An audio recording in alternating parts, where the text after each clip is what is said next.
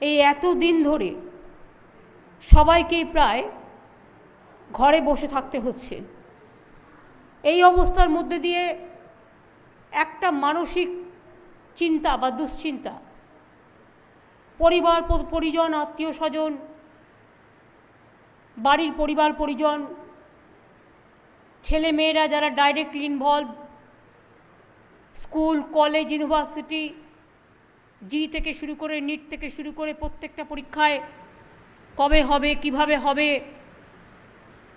সেই পরীক্ষা দিতে গিয়ে আবার আক্রান্ত হতে হবে কি না, এই চিন্তায় একটা মেন্টাল অ্যাগনি, মানসিক দুশ্চিন্তা, মানসিক বিপর্যয়, মানসিক চিন্তা শারীরিক চিন্তার উপরে প্রভাব ফেলেছে ভীষণভাবে। বাড়ির সকলে চিন্তা করছেন কবে হবে পরীক্ষা, যদি হয় কি করে হবে, কি করে পরীক্ষা সেন্টারে যাবে, এবং